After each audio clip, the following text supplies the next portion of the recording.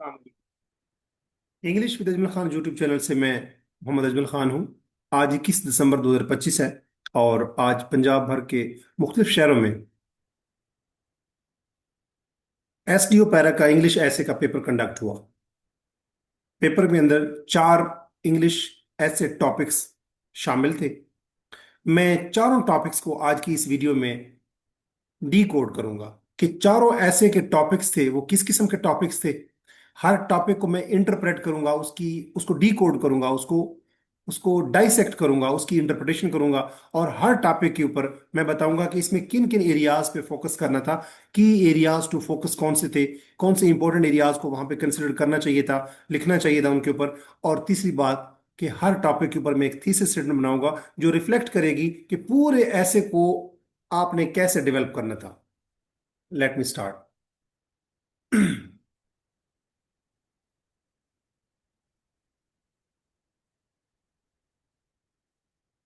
मैं उम्मीद करता हूं कि आपको ये स्क्रीन जो है वो क्लियर शो हो चुकी होगी।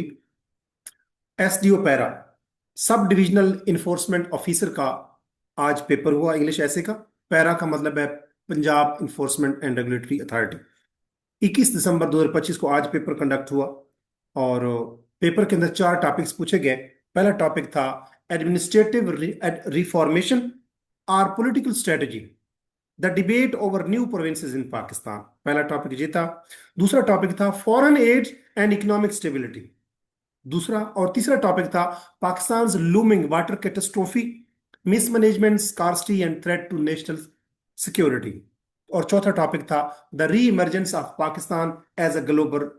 प्लेयर, कि पाकिस्तान जो है वो दोबारा इमर्ज हो रहा है दुनिया के नक्शे पे एज ए ग्लोबल प्लेयर। पहले टॉपिक को वन बाय वन, इन चारों टॉपिक्स को मैं वन बाय वन डिस्कस करूंगा। बताऊंगा कि इस टॉपिक का असल में पर्पस क्या था, इस टॉपिक में एग्जामिनर आपसे क्या तवक्को कर रहा था। हर टॉपिक के अंदर मैं बताऊंगा कि कौन कौन से एरियाज को आपने टच करना था या किन किन एरियाज को टच किया जा सकता है अगर इन टॉपिक्स पे ऐसे लिखा जाए। और हर टॉपिक के ऊपर मैं एक थीसिस स्टेटमेंट भी बना के दूंगा आपको। पहला टॉपिक देख लेते हैं। पहला टॉपिक है एडमिनिस्ट्रेटिव रिफॉर्मेशन और political strategy, the debate over new provinces in Pakistan. इसमें एग्जामिनर असल में ये चाह रहा है कि आप ये बताएं कि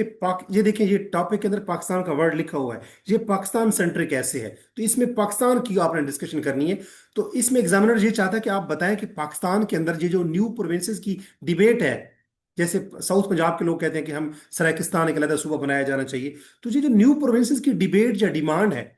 ये किसी खास पॉलिटिकल पर्पस या पॉलिटिकल मैनूवरिंग के लिए या पॉलिटिकल इंजीनियरिंग के लिए इस्तेमाल की जा रही है, ये जो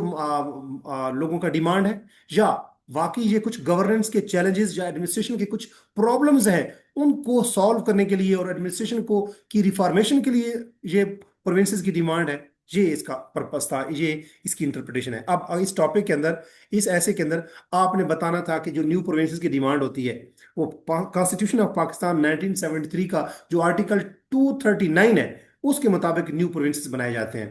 कि पहले नेशनल असेंबली के अंदर बिल पास होता है 2/3 मेजोरिटी से, फिर वो सेनेट में जाता है, फिर सेनेट से पास होता है, उसके बाद फिर वो प्रेसिडेंट की असेंट होती है और वो यूं एक प्रोविंस की जो बाउंड्री होती है उसमें चेंजेस ला के नया प्रोविंस जो है वो क्रिएट किया जाता है। तो इसका हवाला आप दे सकते थे ताकि आप एग्जामिनर को पता चले कि आपको पता हो कि प्रोविंस कैसे बनते हैं। फिर असल में जो आपने फोकस करना था वो ये था कि एडमिनिस्ट्रेटिव एफिशिएंसी और सर्विस डिलीवरी के ऊपर बात करनी थी। कि न्यू प्रोविंसेस की डिमांड क्यों होती है, बेसिकली इसलिए होती है कि जो अभी एग्जिस्टिंग प्रोविंसेस हैं पाकिस्तान के, सिंध है, पंजाब है, बलूचिस्तान है या खैबर पख्तूनख्वा है, इन ये चारों सूबे बड़े बड़े सूबे हैं। बलूचिस्तान देखें रकबे के लिहाज से बहुत बड़ा सूबा है। पंजाब की अगर बात करें तो इतना बड़ा सूबा है कि ये आप देखें वो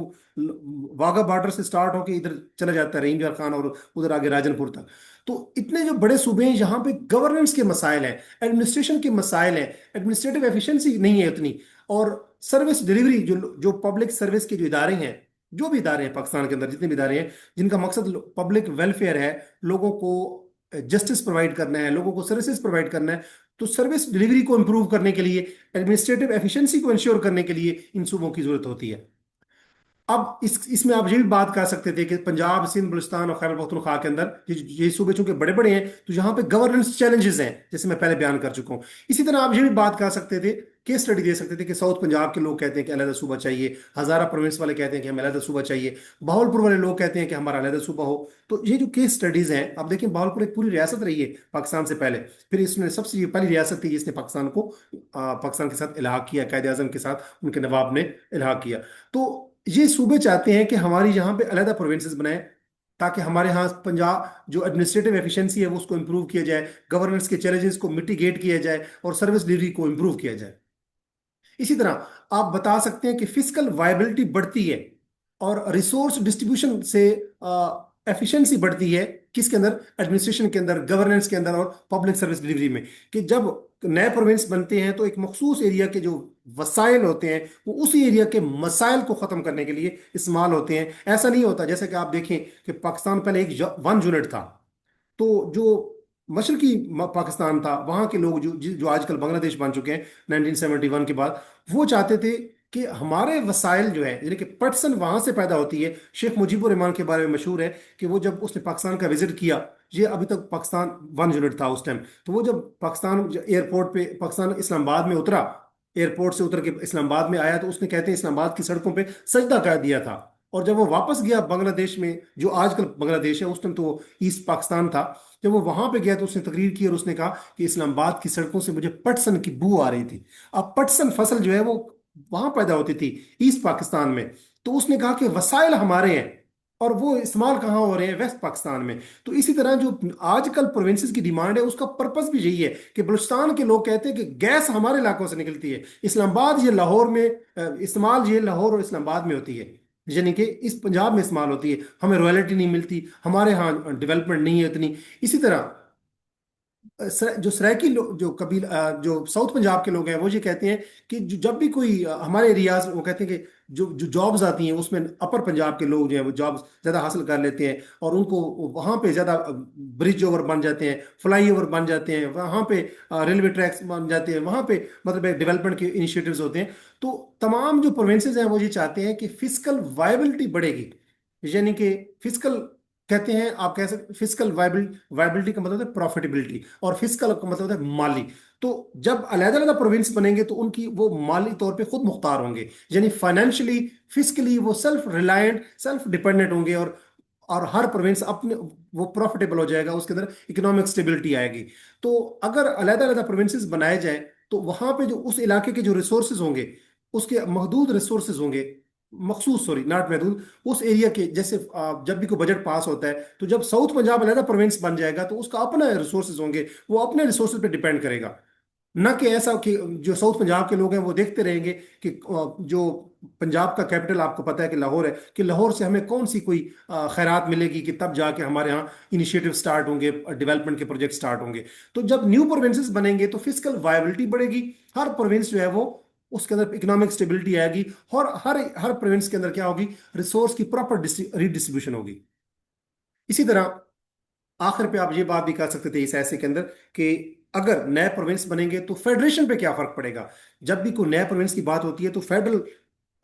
जो हमारा फेडरल एरिया है, इस्लामाबाद है, तो हमारी जो नेशनल असेंबली में बैठे हुए जो लोग हैं वो उनको खतरा लग जाता है कि हमारा वफाक टूट रहा है। उनको लगता है कि जो वफाक है वो सबको जुड़े हुए हैं। तो आप इस ऐसे में ये भी डिस्कस कर सकते थे कि जब न्यू प्रोविंसेस बनते हैं तो फेडरेशन जो है वो वीक होता है, क्या नेशनल यूनिटी जो है वो वीक होती है कि नहीं।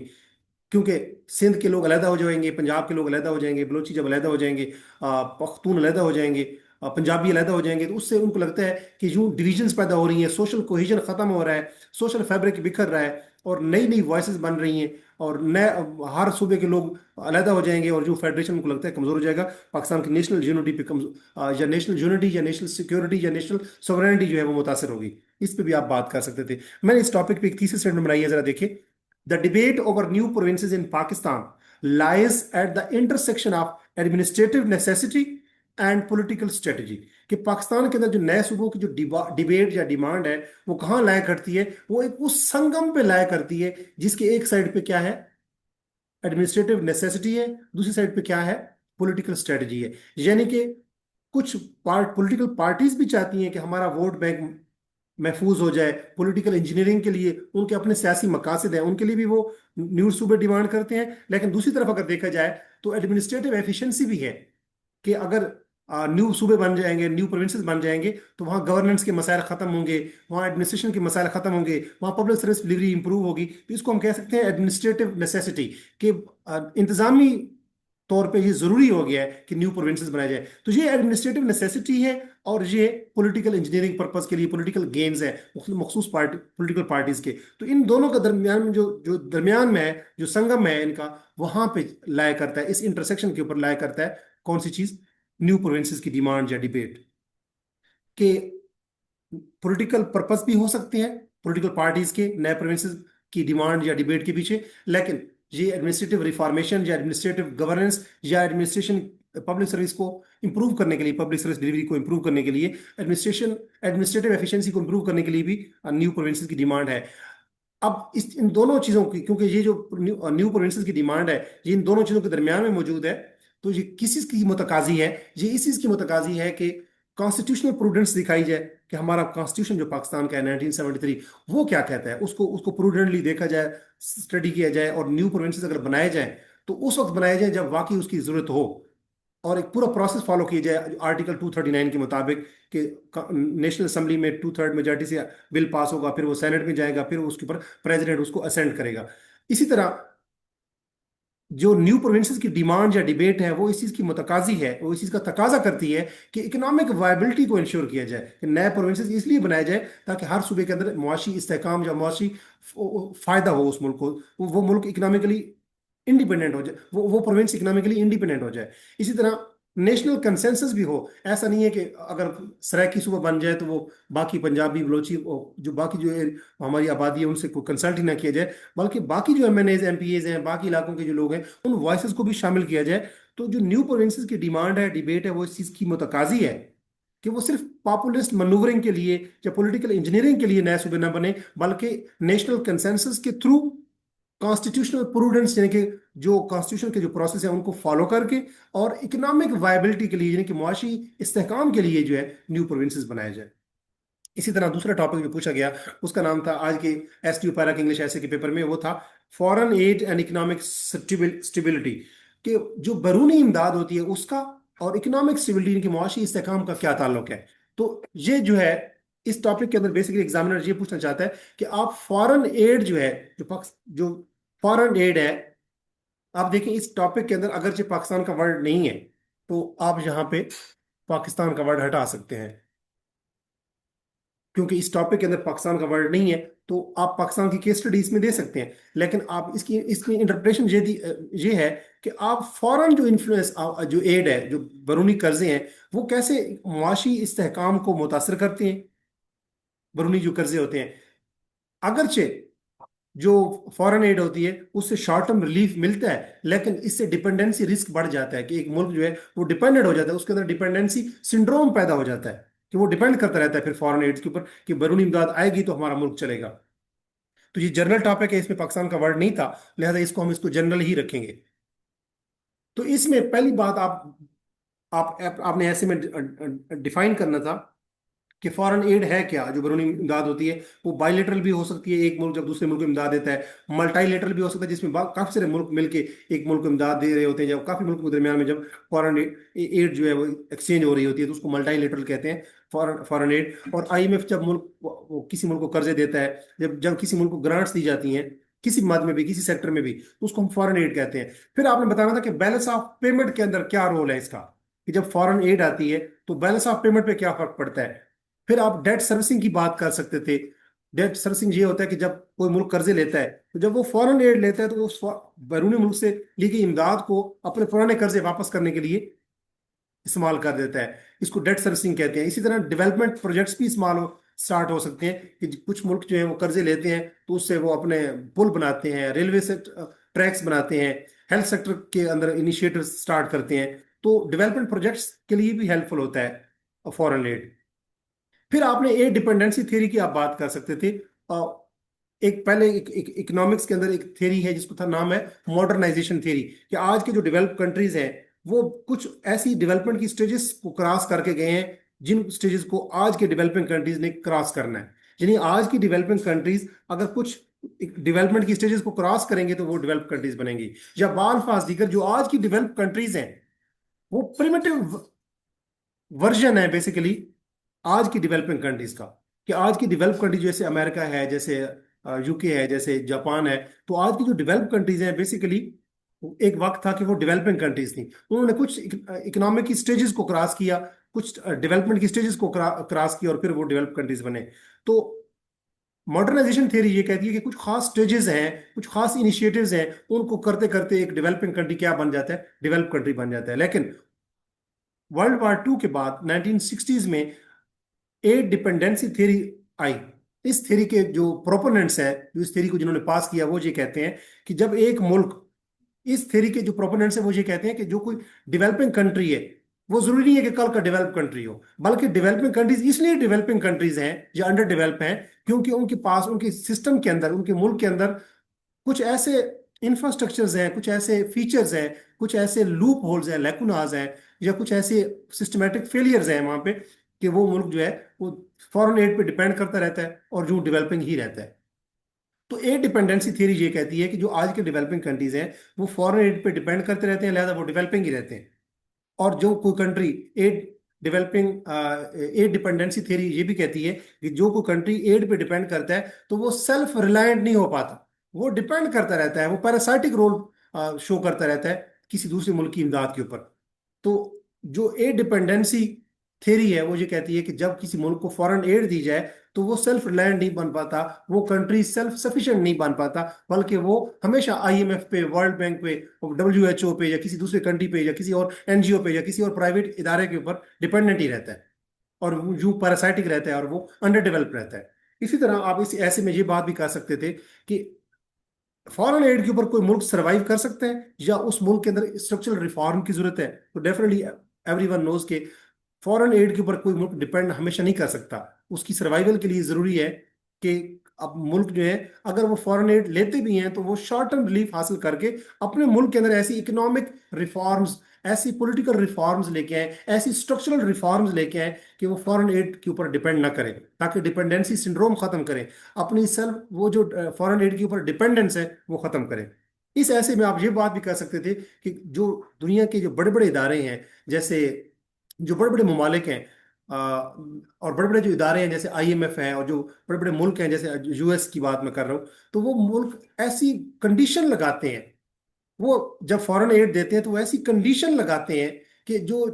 मुल्क उनसे फॉरेन एड ले रहा होता है तो उसको, उनकी उसकी उस मुल्क की नेशनल सिक्योरिटी और सॉवरेनिटी के ऊपर खतरा होता है। यानी कि अगर कोई मुल्क कर्जा दे रहा है, आईएमएफ,